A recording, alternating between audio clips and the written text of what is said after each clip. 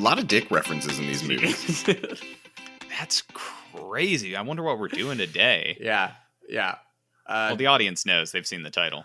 Maybe they didn't. Maybe we have some fans who just autoplay, you know? That's pretty fun. Just like, they're Honestly. such fans. They're like, I don't care what content we're getting. I just need to hear these three men talk. As long as it's the boys at the Tough Cut, they're down for it. I could dig that. Hey. Hey, welcome back, Alex, also. Thank you. Back. We missed you. We're at full missed you strength guys. yet again. Oh, thank you. Well, with that, hello and welcome back. We're the Tough Cut Podcast, and I'm Matthew.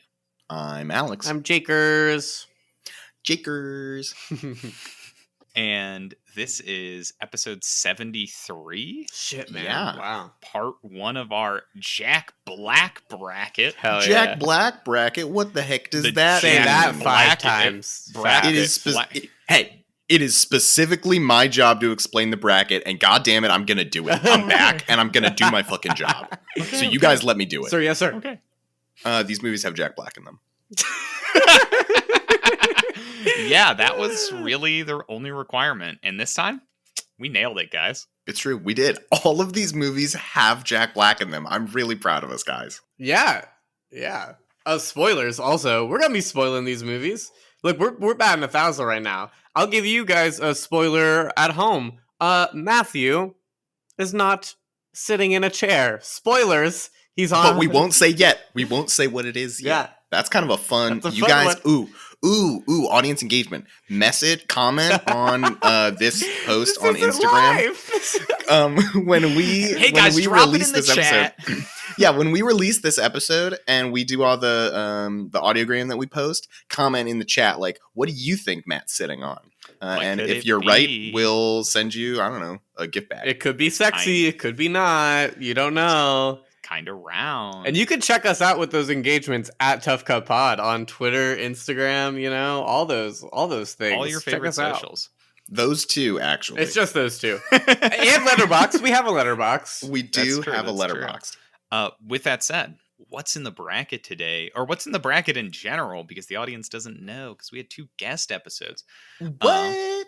Coming at you for the Jack Black movies that we so expertly picked. We've got Kung Fu Panda versus School of Rock, Goosebumps versus Tropic Thunder, Jumanji versus Nacho Libre, and Be Kind Rewind versus King Kong. Why are you laughing, Matthew? Why are you laughing? I'm just really excited to talk about that movie. Wow, That's that's all. incredible. Yeah, and we've got the first 2 of those matchups coming at you in today's episode. So without further ado, And if you're listening in the future and you already know how the finale goes, isn't it wild King Kong won? Yeah, isn't it wild? This just turned into the King Kong bracket. God, there's just such a palatable love for King Kong amongst everyone here. I'm honestly really excited to rewatch it. I have no idea how it's gonna go. I remember my family went on a trip to New York, and for some reason, so we were in Chinatown, and my mom wanted to buy fake purses, and for some reason, my dad got really excited that someone sold him like a camcorder recording of the movie King Kong, and then that Christmas, my family watched his ripped. From the DVD that he got, he ripped it off the DVD and put it on a flash drive, and we watched it on his laptop over Christmas. Was this like before the movie released, or like I had it don't- already been out? I think it had already been out. Every new like detail you put in that sentence is like you were like, okay, it was a camcorder copy. Okay, it's on a flash drive. Okay, you watched it on the laptop. Like, what's going Because on? Christmas. How could we have gotten a camcorder recording without it being out? You know, Oh, that's like, true. That's true. What? I don't know Maybe why. a studio exec. Maybe that was Jack Black in a disguise, and you just didn't know. He sat there surreptitiously with a little camcorder recording it. Either way, jumping into today's matchups, Boing. Alex, you want to go ahead That and was me jumping. introduce Kung Fu Panda? Yeah, Kung Fu Panda, released in 2008, directed by Mark Osborne and John Stevenson. Jack Black is an animated panda who wants to do Kung Fu. Nice. That was my poet impression. Pretty good. He's a big fan of Kung Fu, and he wants to do it for real, but he works in a noodle shop with his dad, a goose. He gets chosen as a mystical dragon warrior, and he has to be trained by Master Shifu. played by Dustin Hoffman, to fight a cool, really angry snow leopard named Tai Lung. And he does. Seth Rogen's in the movie. Seth Rogen is a mantis. Like 6 lines. Lucy Liu's in there. Lucy Liu is a snake. Jackie Chan is a monkey. Angelina Jolie is a tiger. Thank you for that outline. Scarlett Johansson's probably somewhere, right? Probably. Anyway, hey, Alex, why'd you pick this one? Oh, yeah. I just generally thought it was a pretty fun one. I feel like Jack Black has done a lot of kids movies more recently. He is such an interesting performer because I feel like a lot of his older stuff was pretty blue, and then like as he had kids and his kids got older, he started like making movies for his kids. Yeah. And I just thought that's so cool and so interesting. And then on top of it, this has a not racist version of Everybody Was Kung Fu Fighting sung by Jack Black, which is great. Yeah, points for that. I also, not to take anything away from your beautiful reasons for picking this, but I love the more recently in relation to a movie that came out in 2008. I mean, that was when in the broad strokes of his career, more recently. Yeah. I get what you mean. 14 years ago. I was a different man. Was I a man yet? Was I bar mitzvahed? God, I don't even know. What's pretty wild about this movie is like I think of this as like this was a movie that came out when I was like a little too old and wasn't interested in seeing like animated movies in theaters anymore. And so it like kind of skid past me. And then I saw it later on and I was like, wow, this was like actually pretty good. Dang. But it was also like in the time when then it got spun off into like a TV show and like it had a bunch of sequels and all are bangers, by the way. I don't know. The sequels are good. The TV show, I'm not sure about. No, it seemed like it wasn't. TV show, no. But the sequels are genuinely like pretty impressive and the villains are all pretty good. But anyway. Nice. What do you guys think about this movie? It's actually similar, very, very similar. Like feeling like you're a little bit too old to go see this movie. However, in a weird enough way, the very first time I saw it, a friend of mine was having his like end of school year, beginning of summer party for all of us wee lads. And it ended up like conflicting with someone else's end of summer party. So like straight up 3 of us came. So like his stepmother was like, well, I guess we'll go to the movies. And we went and saw Kung Fu Panda and just like said skadoosh for 3 months as a result. Wait, was that like the backup plan? Was that like was a party planned and no one showed up? So they're like, guess we go to the movies. Well, we ended up doing both. We like went to the movies and then we like went to his house and ate like copious amounts of food. Yeah, and just like well, actually, we did destroy a metal chair in the woods. Jesus Christ. My man, I don't think that was the message behind Kung Fu Panda. I don't know. When you start swinging baseball bats at a metal chair. Anyway, man, your I really like this childhood. movie. Man. Yeah, and you should have seen where the party took place. It was around a metal chair in the woods. Right? Yeah, my friend called it his house. Yeah, his house, and some Scandinavian people in dresses were there. And, his mom was very nice. She was wearing stripes and fur, and she had a little raccoon mask. Over the hedge, I get it. But no, this movie's great. I really love it. I have a very special memory as a result. Go ahead, Jake. I don't have the same experience with this movie as y'all. I never got into that phase where I was like, I'm too cool to go to see a movie. I saw Beverly Hills Chihuahua in theaters. You know what I mean? Like, my bar is, yeah. But I love this movie. And this one always sticks with me because it's actually my dad's favorite movie. And he's a very big, very stoic man, military man, doesn't show his emotions, typical whatever type.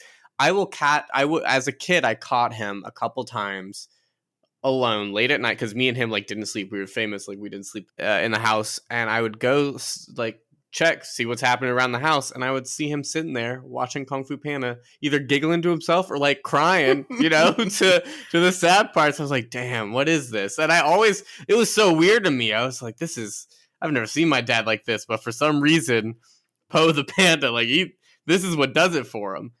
And dude, that rocks. And no, it kind of rocked. Like, it always made me respect this movie. I, as a result, watched it so many times. Like, I know this movie because my dad was always in the mood. Whenever it was in passing, he'd be like, I gotta watch Kung Fu Panda, it's on. And yeah, like, I love it. I think it's like a really well crafted movie. It's really difficult because this is like the matchup I'm most scared of for me. Because there's some of the two that I'm most familiar with and have the most strong feelings from childhood, at least with. There's some later on that I have more strong feelings as I was like, grow up to be a teen and adult, whatever. But these are two childhood wonders for me, personally. So it's a good pick. With that said, do you want to start introducing School of Rock? School of Rock. This is directed by Richard Linklater, believe it or not, 2003. This is about, super fucking enthusiastic, basically Jack Black playing himself, but, hyping it up. Dewey Finn, he's a guitarist. He gets thrown out of his band and finds himself desperate need of work. He needs to pay his rent, famously. And he poses as a substitute music teacher at an elite private elementary school with iCarly. And he makes, instead of actually teaching them anything, I shouldn't say it like that. Instead of teaching him the curriculum, what the man wants him to teach, he teaches him to hard rock. Hell yeah. Yeah. And it's like, literally, this movie has no business being like, it's just a well-made film that has stood the test of time for me. Like, watching this movie, it's wild how awesome and inspiring it is for kids and inclusive and how much fun they had and the care there was. Some of the shots, like, I'll go into detail later once I hear your guys' stuff, but there's some shots that are genuinely like hard things to pull off, and they did it in this random like Jack Black rock movie where he was just being himself and being rad and being so kind to these fucking kids, and seeing him do that, like, this movie, like, I think has everything, and it warms my fucking heart, and it's rad as hell. Yeah, what do you think, Alex?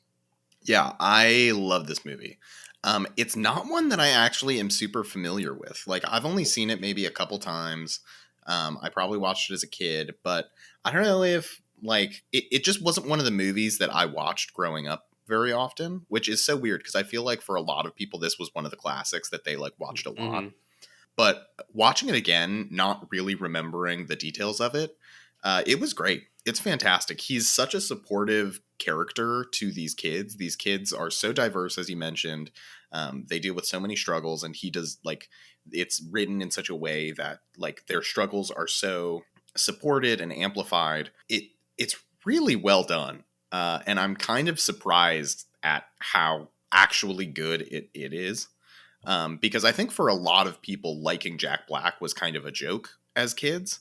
He was like a funny joke guy, not necessarily like, oh, he's like actually a good actor in good things. But yeah, it's fantastic. Matt, what about you? Yeah, so I fall on the side of, I wouldn't say this was like a movie I felt super emotionally attached to as a kid. It was like a movie I saw and really liked. However, my child brain permanently associated School of Rock and Schoolhouse Rock, and like I couldn't like disentangle those until I reached adulthood. I'm like, which one's the one where the bill's I'm just a bill. I gotta pay my bills. It's the same thing. It's really thing. It's the same frequency, different wavelengths. Both bills. Anyway, that's all you have to say about School of Rock. Cool. Let's get into it. No. But this, I do think it is a very good movie, and rewatching it, it has been the first time I've seen it in a pretty long time, like since I was a kid. And I really like this movie. I think it's great. I think it's got good messaging. I think it teaches kids that punk music was fucking rad, dude, and it still is. Yeah. Super progressive, super dope shit going on. Yeah. Self-expression. Let's go. Yeah, I like this movie. Dude, it still blows my mind that the director of the Before trilogy, like, and Boyhood and shit did that's it. Like, crazy. As soon as you said that, I was like, the guy who directed Boyhood directed School of Rock? Yeah. That's wild. That's so pretty crazy. metal. Pretty damn metal. With that said, do anyone have like a conversation they want to start with here? Because I feel like this is a really tough matchup because you get two distinct versions of Jack Black both very like iconic Jack Black roles. So in my head, this is a really tough matchup. Well, and it's so interesting because School of Rock came first, but in this movie he's playing a teacher, and in Kung Fu Panda came after, but he is student. What has changed? What has changed for Jack Black? What does he have to learn? You know. Well, he became an animated panda betwing the two. Oh, that's true. That's true. And that's a hard surgery, guys. Yeah, that's a really tough one. He actually illuminates it a little bit in the director or the DVD commentary in Tropic Thunder. He's actually weirdly defensive of Kung Fu Panda. Anyway, sorry. That's because all the drugs he took on set that they couldn't make him stop. And here we are. I mean, these two movies, it's just like, I love, like, and I'm in a mood right now because I told y'all before this, but I just watched Marcel the Show with Shoes On, and so I'm in, like, the whole, like, and we watch these movies, it's like, oh, like, kids movies with real adult good messages for people just, like, growing up and, like, coming of age at any point in their lives, and it's just, like, such a good, like, both of these of, like, self-expression, because Jack Black's brand is all about self-confidence, right? Like, he exudes confidence, and that's what makes him funny and awesome. And in these movies, you get two super self-confident things, but, like, in different ways. To become self-confident. It's either about, like, Kung Fu Panda is, like, about growing to become self-confident, believing yourself, of being, like, you know, he opens up the secret scroll and the hidden sauce is you, baby. That's all you. And that's a saucy panda. Yeah, and in School of Rock, I mean, the hidden stuff is, like, again, it's all you. It's, like, showing these kids, and therefore showing himself that he got a lot to learn, and he could be an upstanding citizen. It's not about, like, what rules in society do, but it's about how you feel. And I just love that. That's Jack Black to me. Like, that is epitome of Jack Black, like, the confidence and just being so good. It's just a matter of, you know, what journey of self-confidence feels more Jack Black to y'all, and, like, what feels more like the better message or the one that sticks more. You know, it's tough because I feel like in School of Rock, what he's doing doesn't actively change. Like, I guess it does. He, throughout the movie, like, he starts as a rocker, he becomes a teacher, and then morphs it into rock teacher. And he learns to, like, pass it on rather than keep it himself, I guess. Which I think I loved School of Rock. This is the kind of one thing that I didn't like about it because I misremembered it. I thought that he didn't sing in the song at the end. I thought he passed it down to the kids, and the kids did the concert at the end. And so I was almost disappointed that didn't happen, because I was like, well, wait, I thought the whole thing was that he, like, passes it on, but then he doesn't. Still very good, and he is such a good singer in this movie, but I was, like, surprised that it didn't happen. He does, notably, though, when they talk about playing the song, he's like, then I'm going to insert my sick-ass guitar solo, but instead, and he's like, you can do one later. And the kid does one later, but he's the only one to do one. Yeah. No, like, they want it, like, they want him there as opposed to he put himself there towards the end, you know? That's true. It's a different thing because he knows that this is for them, and he did it for those kids at the end. He didn't care about the rent or the scam, because he was a scam artist kind of towards the end. Like, he was just trying to get that money. He does care at least a little bit about not winning the money, because he's like, damn! Yeah, but like, he cares in the Jack Black, like, realistically, damn, I'm going to be kicked out of my house. Yeah, you know? 20K would change my life kind of way. Yeah, like, I would let out a damn 2 even if I gave a shit about those kids. Like, come on. I would literally ask him afterwards and be like, hey, I changed your life. Your parents are rich, right? Assuming, like, that's why he does this School of Rock. Yeah. Literally what happens. Yeah, I don't remember what I was going to say in comparison about Kung Fu Panda, but might be. I don't know. Oh. So versus in Kung Fu Panda, he's working in a noodle shop, and he has to learn Kung Fu, like, from the bottom up, where he has the fandom, and he wants to learn, but he doesn't have, like, he has the same passion that he has in School of Rock, but he doesn't have the foundation. It's a very interesting dynamic, I think, to compare these. Yeah, and I think specifically relating to message, the one that School of Rocks resonates with me on, like, a conceptual level. However, I guess this is a dumb comment, and I'll explain why in a second. because I don't I am so not musically inclined. I'm really bad at it. So like the self-expression through music does not like click with me necessarily. But I suppose I've also never done a martial art, so self-expression through martial arts doesn't. But you do own a sword. That's true. But Kung Fu Panda's approach to the message feels a little bit more universally applicable. Whereas School of Rocks feels more strictly steeped in the culture of music. Because I view School of Rock as like a movie about music, and I find that message on self-expression or confidence to be secondary. So it's like in support of the like big idea of through music, which is right, because like those kids are like an avenue. Like each of them, like we don't spend the whole time with each of these kids being like, this is your journey, this is your set. Like we get those moments through the story, through music, where in Kung Fu Panda, like literally the whole point is that it's about him. And that's not to say that like it's to be universally applicable is more Jack Black, because music is very intrinsically tied to who he is. True. Very true. If you're a longtime listener, back in the movie musicals, I picked Tenacious D in The Pick of Destiny, Jack Black, music. The dude loves music and he loves trying to pay his rent, you know? Yeah, he does. It's true. Oh my God. Can I talk about that scene? Because that's one I want to just break down real quick. So like, that scene is technically brilliant. Like from a technical, the one where he plays the in Rent, front of a class, the Legend of the Rent. It's like for no reason at all, they do this slow like dolly and zoom, and like it is so perfectly timed, so well done, and you're not even noticing it until you're in his fucking face, and he's like going so hard, and it's like impressive. And one of my friends like pointed out to me, because like I have a friend who I usually, you know, I ask that questions like, what are your movies that define you? Like, what are your favorite like things? So like my friends and stuff. And this dude could not think of like any other movie except for like School of Rock. Like he had no other, like I don't feel as passionate or whatever. And then he went on this tirade about the cinematography of School of Rock. And like honestly, like I felt it. Like while rewatching these movies, it's like no business being that good. Yeah. The Legend of the Rent is such a good song and such a like it could have just been Jack Black with a camera showing him, and it still is. But like just the zoom is something really, really special. And that takes like, you know, a lot of patience, a lot of focus, a lot of whatever.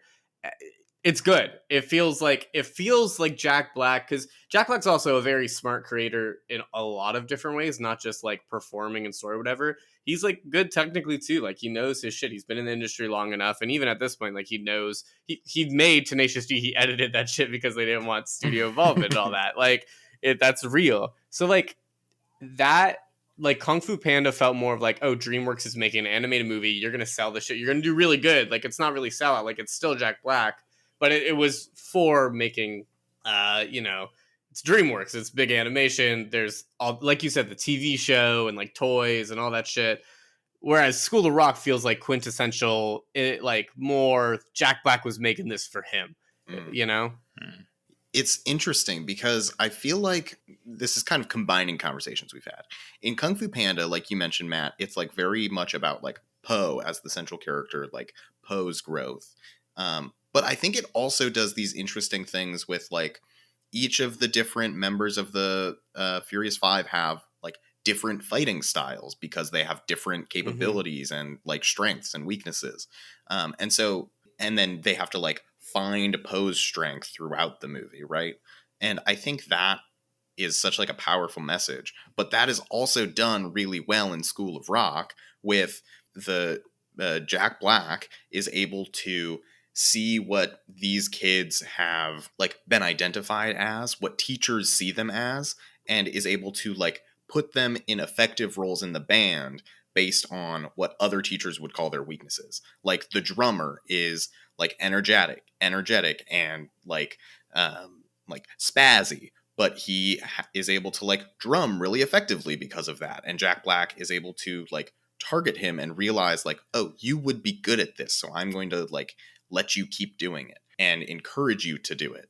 And it's just like really interesting the way that these movies kind of look at weaknesses and how weaknesses are portrayed and can be turned into strengths. And I think both of these movies do a really good job of that. When he's calling like the girl who's calling herself like people little fat girl and stuff, and like that's such a great moment. Love that moment. It's the same. Like they have similar like theming in Kung Fu Panda. So good, like so good. Yeah. Jack Black's such a good like advocate when it comes to shit like that. It's really awesome. Yeah. I think my thing is my like heartbreak right now, and hopefully y'all can talk me into something or other. Is that I think I like Kung Fu Panda more as a movie. Like I remember enjoying more. I have more attached to it, whatever. But I think School of Rock is a more Jack Black movie. That's interesting because I think that's where I'm at. I think subject matter wise, I think School of Rock is more of a Jack Black movie. Mm-hmm. But character wise, I feel like Poe is more of like what I consider to be a Jack Black character than Dewey.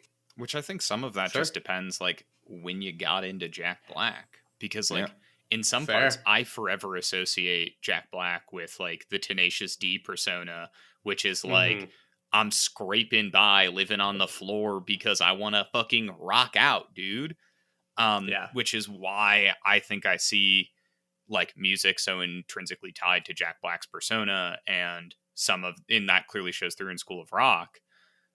Where Kung Fu Panda I see is like very emblematic of a slightly more modern Jack Black who took, you know, he was in fucking Goosebumps. He took like goofy roles to do kind of fun things, and he's just like a like joyful, confident presence. So I think it depends like which of those eras you associate more with Jack Black is really the tough question, because in reality, both of these movies, it's King Kong. It's the serious, dramatic man who wants to film a monkey. That's the real Jack Black, and we're gonna get there, okay, guys? We're gonna get there. Can I be completely upfront about where I see Jack Black? Sure, go for it. My placeholder, like how I magnetically navigate towards Jack Black, is based on when he hosted the Kids' Choice Awards on Nick, and he did the like cool that like whole thing like leading up to the Kids' Choice Awards, because it was sick as hell. And so my like guide point for Jack Black is Weird Noises. So and Skadoosh. That's hard. But he also like does the guitar sounds in The Legend of the Rent, so it's like pretty tough. You know, it's pretty tough. Yeah, I think the real secret is we should just reach out to Jack Black's son on social media. Let's not. You do that, Matthew. No, you do that. He's actually like surprisingly responsive to things. They have like a YouTube channel really together and stuff. Oh, I do know that. It's really Jablinski cool. Games was really good. I don't know if you guys were watching that. Yeah, really he like half the stuff he makes are with his son and or for his kids, which is the same thing with, you know, some of the movies he took in the later years. Do you think Tropic Thunder was for his kids? No. We'll get there. It's so good. Fellas, I think we have to vote. I know. We have to. Any last things about these movies? They're both so wonderful.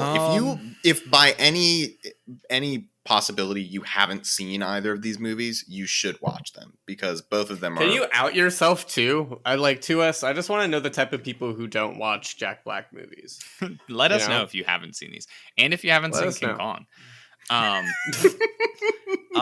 A couple thoughts on both of these movies. Right, Matthew's classic couple thoughts. Yeah, which I always have to do. Guys, I'm honest. If there's something I cut out of the episode, more than half the time, it's Matt's classic thoughts before the vote. I'll usually leave in one or two, but I really cut it down. It's okay. I got a lot of thoughts. One, Kung Fu Panda, the trope of building a super prison that it's like no one will ever break out of. Is one of my favorite tropes, and it's always so great to see how inevitably it will fail. And then on the other side, for School of Rock, I'm keeping it short just for you, Alex. I had like 4 other things I was going to say. But, no, say them all, because I can cherry pick which ones I like. Then on the other side with School of Rock, the scheme by One Eye Carly to get them into the Battle of the Bands, and when they're just like looking out the window at the kids, and he goes... They're all terminal. Every last one of them. His delivery is just like so perfect. It's so good. It gets me. It gets me really good. Dude, Can I just say thank you to both of you for referring to She Who Must Not Be Named as iCarly for the duration of this for no reason. There's no reason. But no, we should vote. Yeah, we should vote. We should vote. Yeah, starting with Matthew. Don't put that evil on me. Too bad. Too late. It's been done. It's been said. I'm leaving that in the recording, so now you have to. Yeah, that's fair. That's fair. Yeah, I think these are both such fantastic movies and really a fantastic matchup. Because there's such iconic roles from Jack Black, and it really just comes down to that question of like, what does being the most Jack Black mean? It's really hard. It's really hard. Is it minutes of screen time? You know? Yep, that's it. You did it. Wow. We solved it. Wow, we solved it in episode 1 of this one. That's really good. Yeah, thank you. I don't know, because that kind of screws over King Kong because he got to share the screen with Big Monkey. Yeah, it's what percentage of the screen do you take up in every shot? And unfortunately, in King Kong, that's really small. Because I have a feeling I know where both of you are going to vote. So this is basically just the thing where I go last. I'm torn. I'm very torn. I genuinely don't know. I need someone to start, so I don't know. I am going to vote for Kung Fu Panda. So, as I said, I think it comes down to which version of Jack Black do you see as more Jack Black? Right. I think that I'm just like so caught in between, but 1 foot in each world of Jack Black. Is he a goofy, funny man, or is he a rockability kind of guy? And you know what? So I said he can be both, and I think I like Kung Fu Panda a little bit more as a movie. It's fair. Yeah. Alex, you want to go next? Yeah, I can go next. I am going to vote for School of Rock. Whoa! That's not how I wanted this to go. That's not how I wanted. No. I listened to what you said. I think Kung Fu Panda is an incredible movie. I think it does so much as a movie that is targeted as like a kid's movie. It does so much. But I think School of Rock, even though it was not one of my movies as a child that I really loved, I think it has meant so much to so many people. And then on top of that, I feel like it does the most Jack Black things in it and is the most Jack Black material. So he's both funny and plays music in that movie. That's fair. And granted, Kung Fu Panda, he sings "Everybody Was Kung Fu Fighting," and it's fantastic. But really good. Yeah, I think I have to vote for School of Rock. Oh, jeez, I really wanted to just feel no shame or guilt or any. Oh God, I wanted to just blame y'all for any decision. Okay, hoping we were unanimous, regardless of what it was.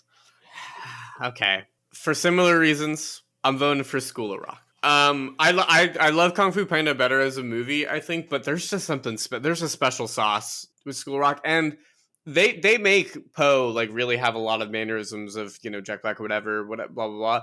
But just seeing Jack Black is something also special, and that's not taken away from animation. That's a fucking gorgeous movie, and it's great. But like, you can't replicate the man. Jack Black has such a special physicality. Yeah. With that, School of Rock advances. Ned may not be a satanic sex god anymore. He's a working stiff, and that's cool. Cool. So we will see that in our semifinal. So jumping over to our other matchup for today, I will go ahead and introduce my first movie.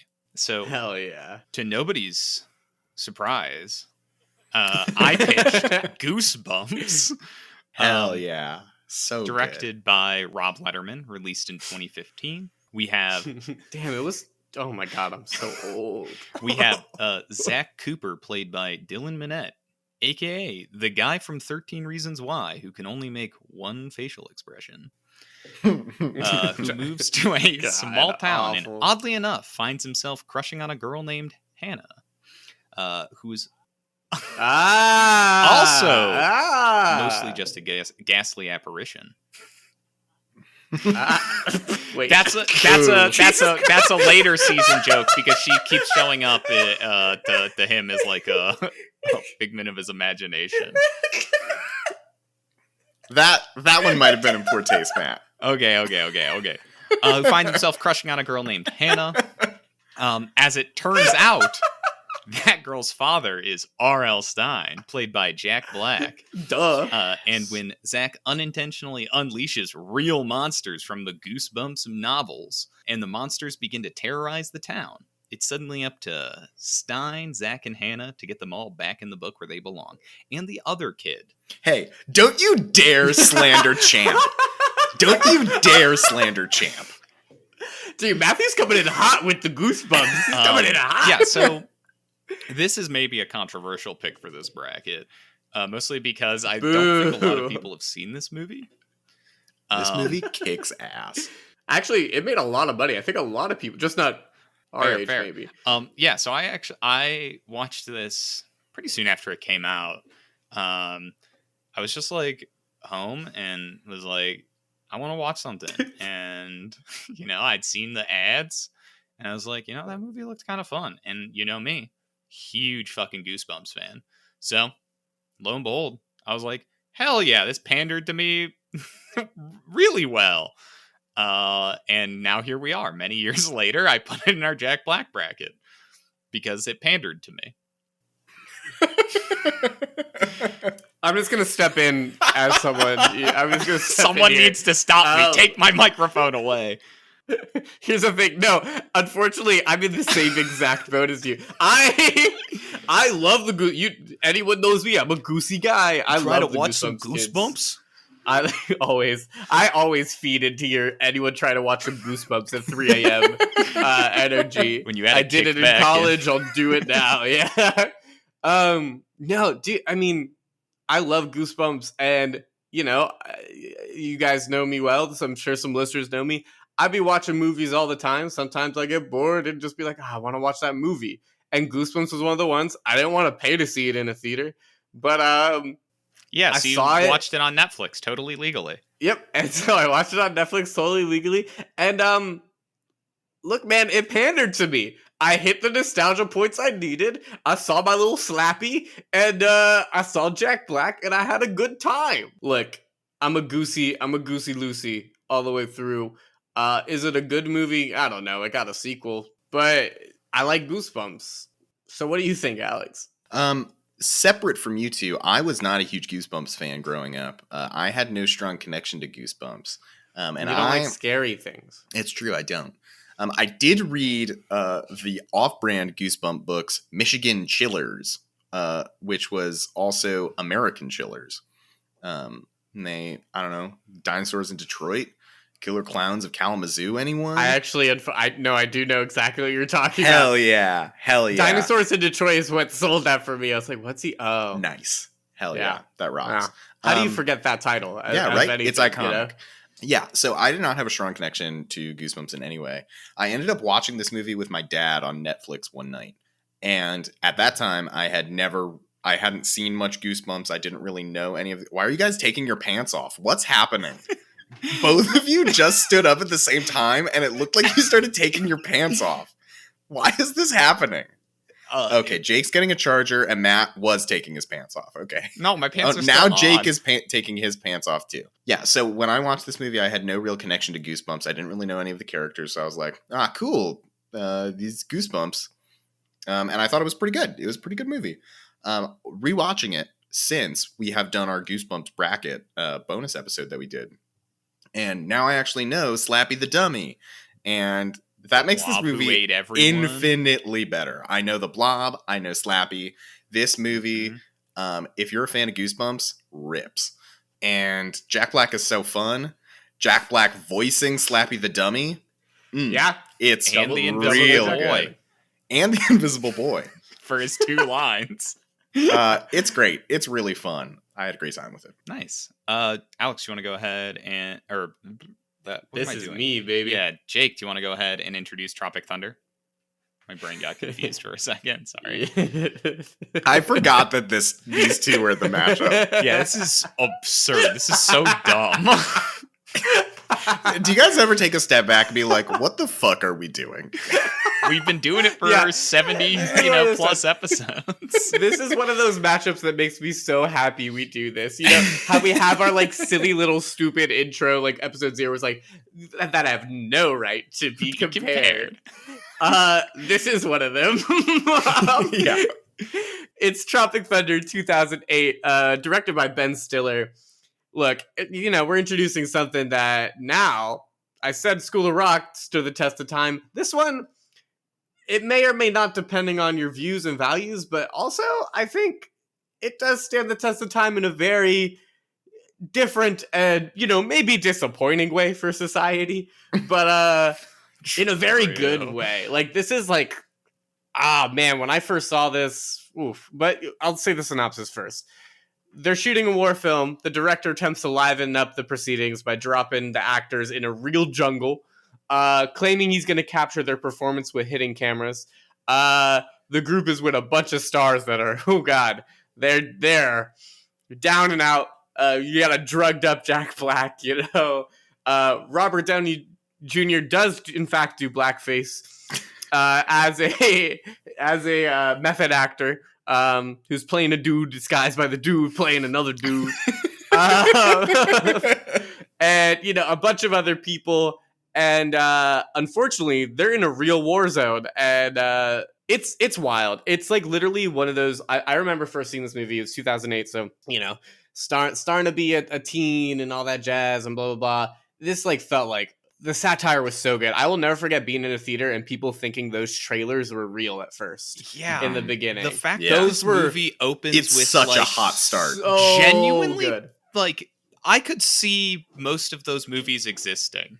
Mm-hmm. I want the Tobey Maguire, Robert Downey Jr. Satan's Alley. Immediately. Satan's Alley, you say? Satan's Alley. And honestly, that could be made today. And it'd be so funny and so good. Look, I just think this is like a peak satire one that, again, it's aged really well, but in a bad way. You know what I mean? So we're it's disappointed that it aged well, Yeah. We wish Hollywood was better.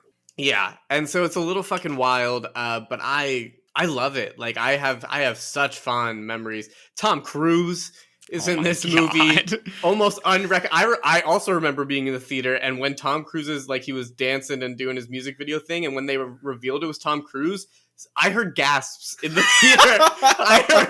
I'm pretty sure this middle-aged woman, I don't know why, she gasped at this, but she's like, oh my. It's like, what movie did you just watch, ma'am? Yeah, wild. I'd love to hear your guys' thoughts. Let's start with Matthew this time. Yeah, so Tropic Thunder is a movie that I think every single one of us have considered multiple times to put in the podcast. Yeah. I think this movie is great. I think it's genuinely very funny and has a lot of really, really pertinent satire about Hollywood. Of course, I think there are, caught amongst that high quality satire, there's also some pretty low hanging fruit that hasn't aged as well. 110%. Yeah, which is part of the reason why this movie is near impossible to find on a streaming service without paying for it, which is another conversation. But yeah, I think that this is a great movie. I think it's very funny, has a lot to say.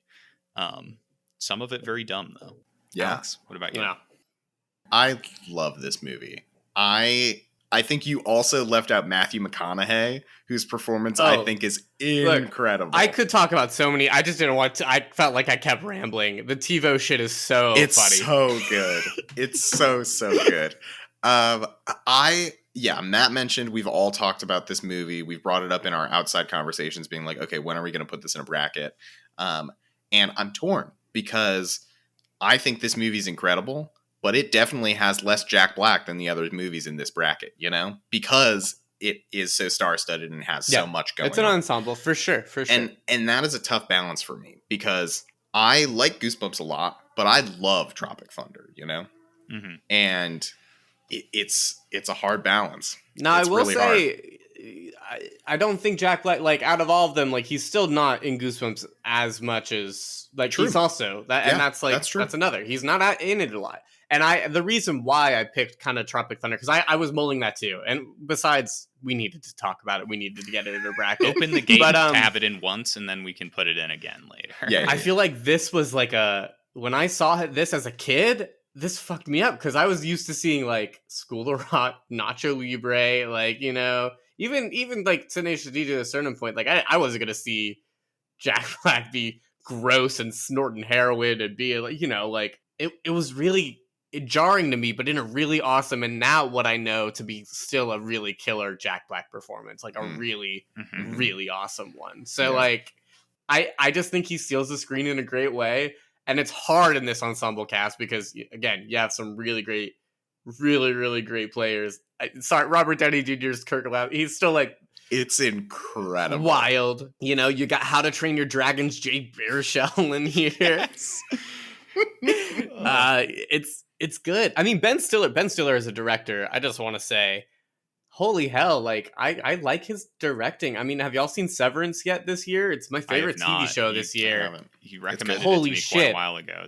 It's really good, smart, clever. It's really good. I like The Secret World of Walter Mitty. Like he's talented. He's smart. He's a good artist and like he's a good filmmaker, and that shit, he's great in this role. So that was actually one of the very first things I wanted to bring up about these two movies is, at least in this top half of the bracket, I think pound for pound, these you get less Jack Black and you get less like what you expect from Jack Black.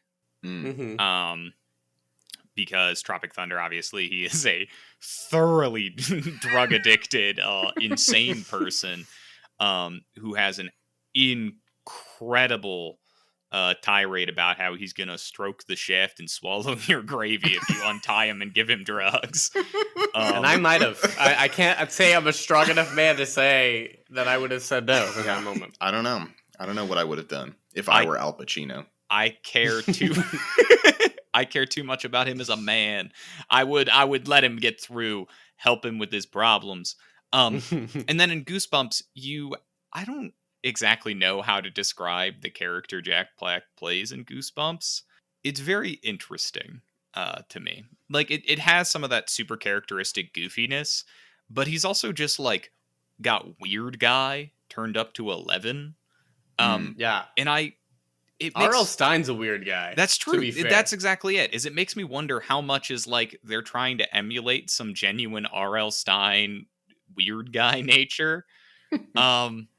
But like I'm here for it, he gives a similar, well, not similar at all, but amazing tirade about how, Stephen King, yeah, he's a horror writer. I sell twice what he sells just because mine are for children. The fucking hack, which is great. Yeah. Love that. It rocks. It's so that, that's something I think is really conceptually interesting as we get some different flavors of Jack Black here.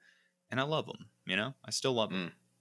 I'm glad that these two are up against each other for that reason, though. I mean, again, it's different Jack Black. It's still like less Jack Black, but like which one made the splash, like which one still like was like, okay, I think of Jack Black when I think of this, and I think, holy shit, this is a great Jack Black performance. Well, and I think that's the difference, right? Because when I think of the Goosebumps movie, I think of Jack Black. When I think of Tropic Thunder, I don't specifically go to Jack Black. Like, I love him in the movie, but he's not like the one thing that I think about when I think of it. And for Goosebumps, he is.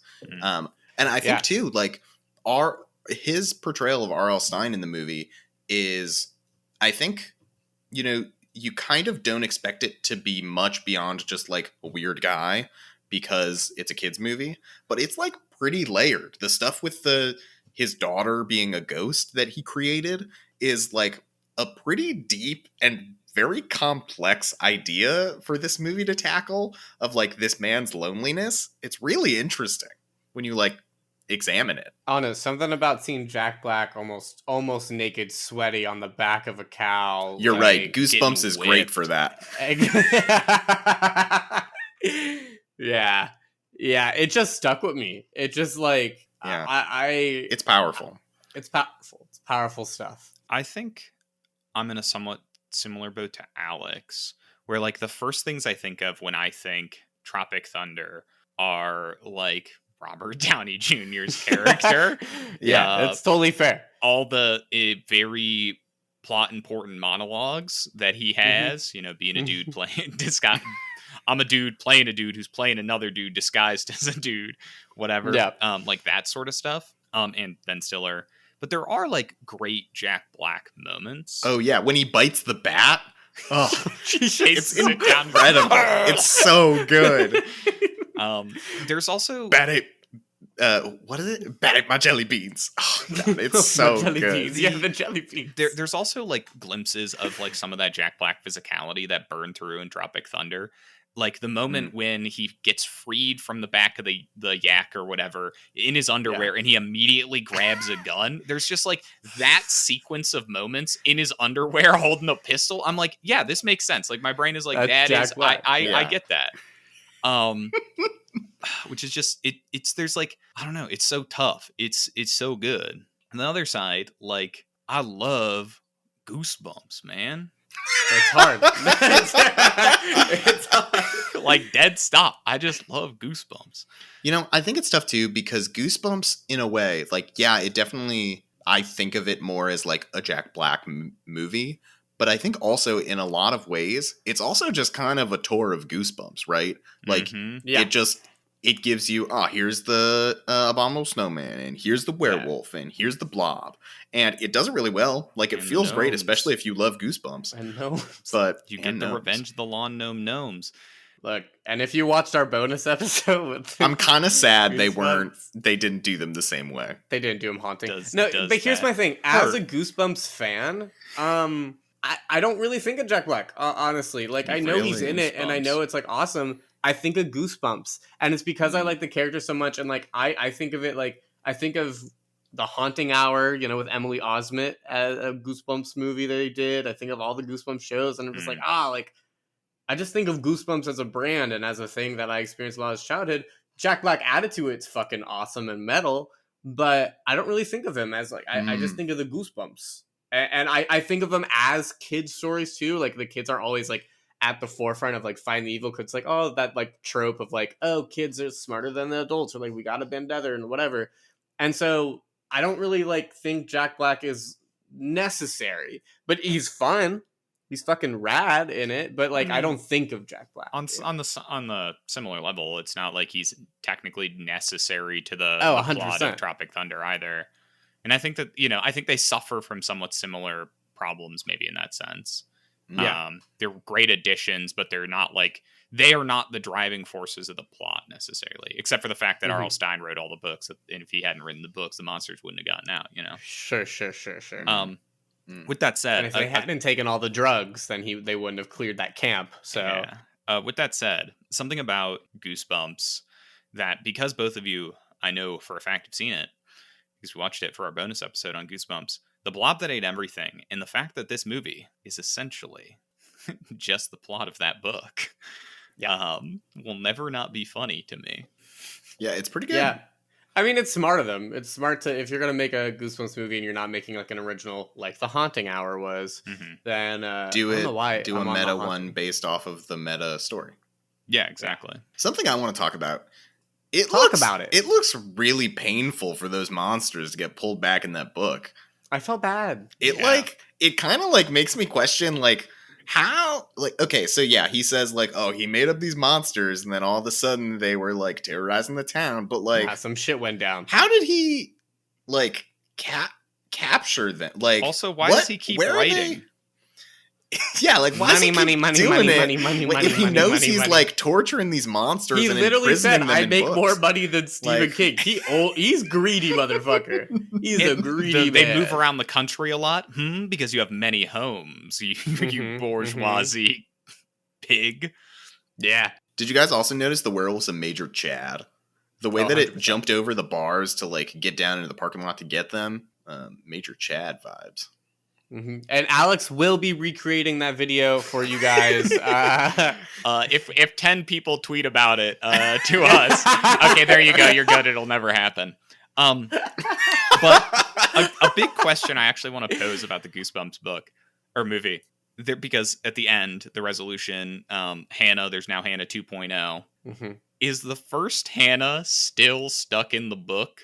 So if someone opened it, would there now be two Hannahs? And the other one would be like, why did you leave me imprisoned in here with the monsters? I don't know. Don't worry about that. Y'all too much. No. Don't worry about that.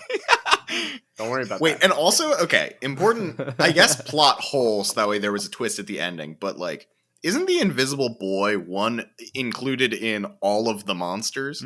Like, why Invisible Boy not go back in book? What if the Invisible Boy is a real boy and not a book boy? He is just a dirty experiment that just happened like in an R.L. experiment Stein's that R.L. Stein had imprisoned.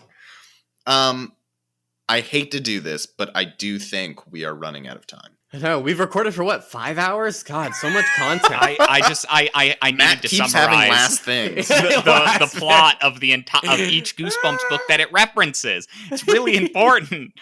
I loved it. I think it's great content, and if Alex cuts it, man, that's on him. Yeah, so the last things, again, now that Alex has fucking called me out.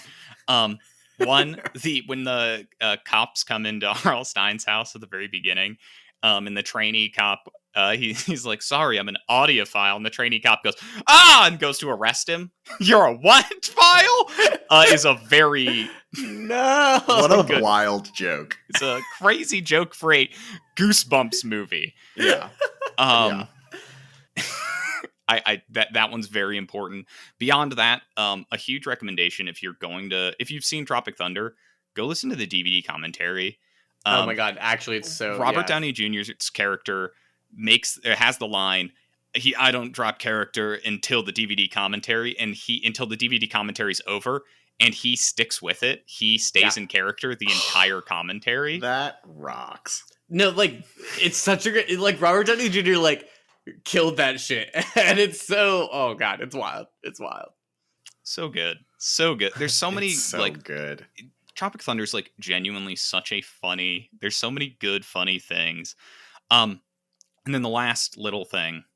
I know, you sat through the summaries, you sat through all my other little things. Did you guys know that R.L. Stein has a son? Is he the Invisible Boy?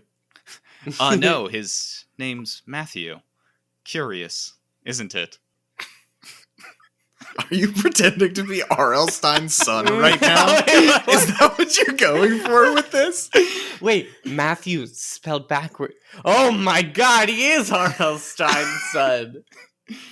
I mean, he does have a son named Matthew Stein. Curious, isn't it? You're just going to keep saying that, huh? I really thought what I thought was a really nice note was how in Goosebumps, Slappy called R.L. Stein Papa. I thought that was fun. Good. That's a good touch. Very Stranger Things. Are we ready to vote? I guess. Jake, why don't you start us off this time? Okay, Tropic Thunder. Whoa. That was easy. No, I mean, I love Goosebumps, but I think of Jack Black more in Tropic Thunder. So, wow. I'm doing Tropic Thunder. Matt, how about you? I'll go for it. On the record, R.L. Stein has a son. Matt Stein. Curious, isn't it? So with that, unironically, Matthew, if you are R.L. Stein's like son and you haven't told me until now, I will be upset. Like I will. That will be something that will upset me, and I will rethink our friendship. Curious, isn't it? So with that said, I'm voting for Goosebumps. I'm not surprised. He can't betray his papa. Curious, isn't it? I think that I need to vote for Tropic Thunder. Curious, isn't it? Curious, isn't it? Curious. I think, Jake, what you said about Goosebumps and how you think of it as a Goosebumps movie, not necessarily a Jack Black movie, made a lot of sense to me. And it kind of made me rethink about, okay, yeah, maybe Jack Black is more of a lead role in that movie, but I think he is more Jack Black in Tropic Thunder. Yeah, I would have done the exact same thing, but like beholden to Papa over here. With that said, Tropic Thunder advances, so we will have School of Rock versus Tropic Thunder in our semifinal matchup. Next week, though, you can catch Jumanji versus Nacho Libre and Be Kind Rewind versus King Kong, which should be a ton of fun. If you enjoyed today's episode, you can review the show on all of your favorite podcasting platforms. Follow us on social media at ToughCutPod. And who should they share today's episode with? Share it with your dad. I feel like, I talked about my dad twice. Jake talked about his dad. Matt's dad is R.L. Stein. A lot of dad stuff today. Whoa. He has a son named Matt. It is curious, isn't it?